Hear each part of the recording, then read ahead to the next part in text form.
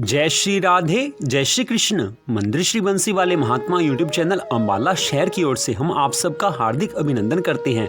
आज हम आपको सुनाने जा रहे हैं कार्तिक मास महात्म्य के 14वें अध्याय की कथा। इससे पहले आप कार्तिक मास महात्म्य के अध्याय 1 से लेकर अध्याय 13 तक की कथा हमारे चैनल पर सुन चुके हैं।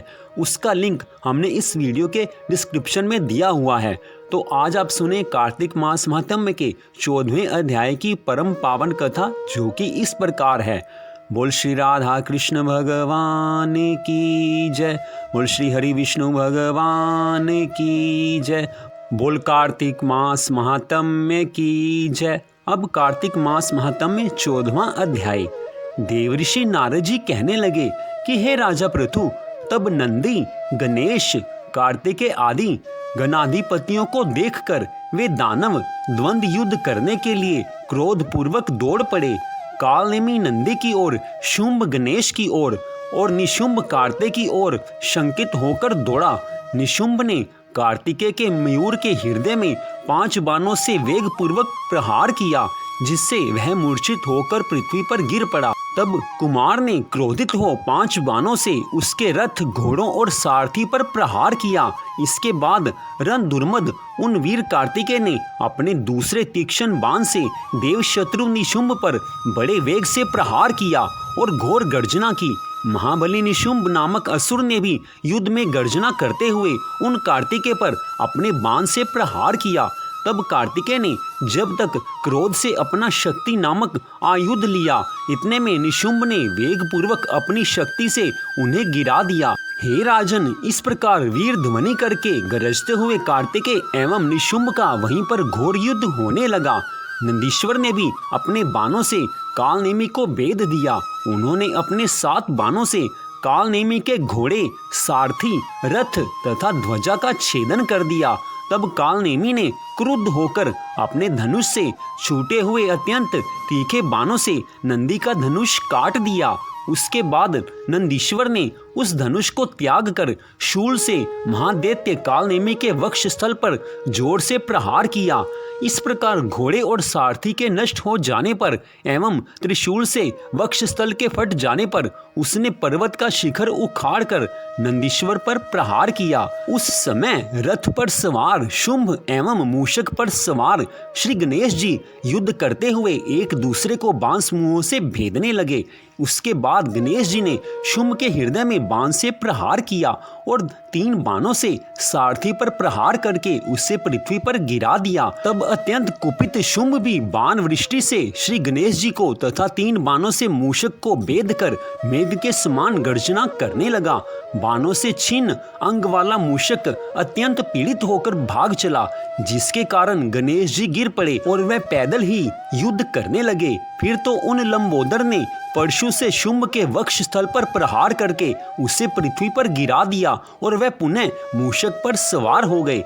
गणेश जी समर के लिए पुनः तैयार हो गए और उन्होंने हंसकर क्रोध से शुंभ पर इस प्रकार प्रहार किया, जैसे अंकुश से हाथी पर प्रहार होता है।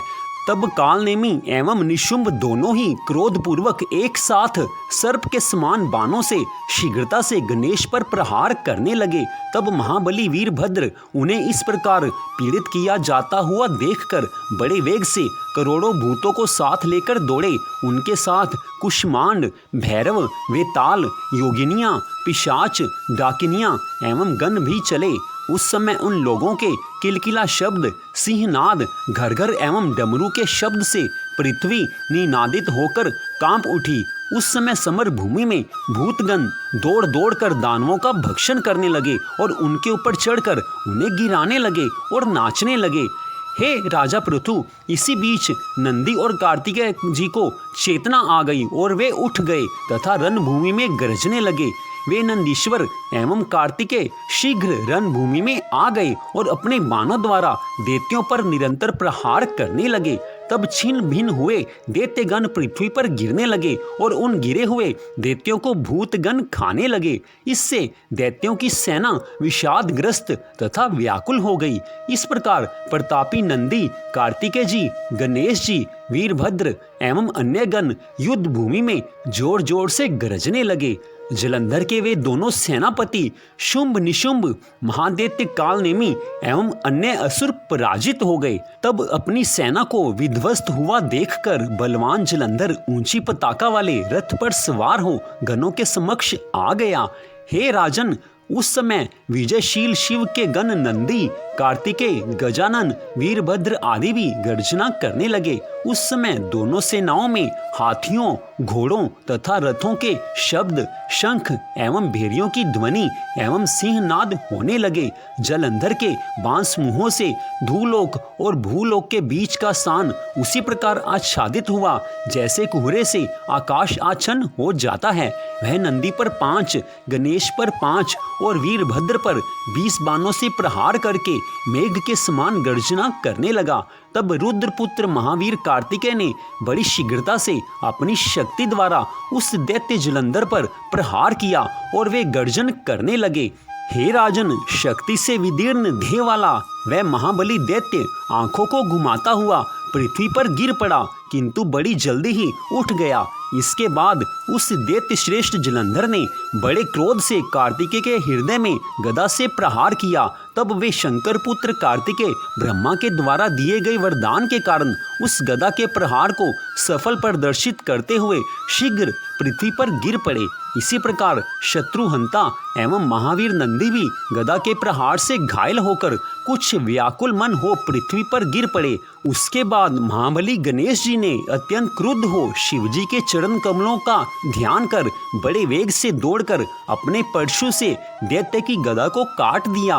वीरभद्र ने भी 3 बाणों से उस दानव के वक्ष स्थल पर प्रहार किया तथा 7 बाणों से उसके घोड़ों, ध्वजा, धनुष एवं छत्र को काट डाला। अब जलंधर ने अत्याधिक कुपित होकर अपनी दारुण शक्ति को उठाकर उसके प्रहार से गणेश को पृथ्वी पर गिरा दिया और स्वयं दूसरे रथ पर सवार हो गया। इसके बाद वह अत्यंत क्रोधित होकर अपने मन में उन वीरभद्र को कुछ न समझकर वेगपूर्वक उनकी ओर दौड़ा। दैत्यराज महावीर जलंधर ने तीखे बाण से शीघ्रता पूर्वक उन वीरभद्र पर प्रहार किया और घोर गर्जना की। हे राजन, तब वीरभद्र ने भी अति क्रुद्ध होकर तीक्ष्ण धार वाले बाण से उसके बाण को काट दिया और अपने महान बाण से उस पर प्रहार किया। इस प्रकार सूर्य के समान अत्यंत तेजस्वी तथा वीरवरों में श्रेष्ठ वे दोनों अनेक प्रकार के अस्त्र शस्त्रों से बहुत समय तक परस्पर युद्ध करते रहे। वीरभद्र ने अपने बाणों से उस रथी दैत्य के घोड़ों को अनेक बाणों से मार गिराया और उसके धनुष तथा ध्वज को भी वेगपूर्वक काट दिया।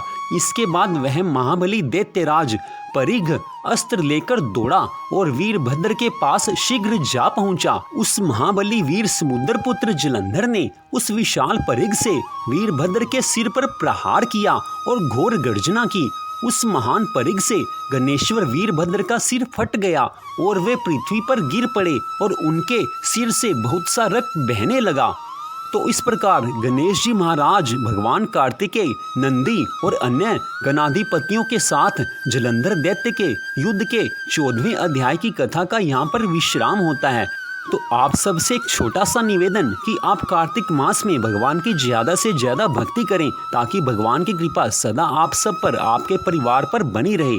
तो मंदिर श्री बंसी वाले महात्मा यूट्यूब चैनल अम्बाला शहर की ओर से आपने कार्तिक मास महात्म्य के 14वें अध्याय की इस कथा को सुना। आप सबका हार्दिक धन्यवाद। भगवान श्री राधा कृष्ण जी की, भगवान श्री हरि विष्णु जी की, भगवान श्री गौरी शंकर जी की कृपा सदा आप सब पर बनी रहे। इसी मंगल कामना के साथ जय श्री राधा रानी जी की, जय श्री कृष्ण भगवान जी की, जय श्री हरि विष्णु भगवान जी की। जय जय श्री राधे, जय जय श्री राधे, जय जय श्री राधे श्याम।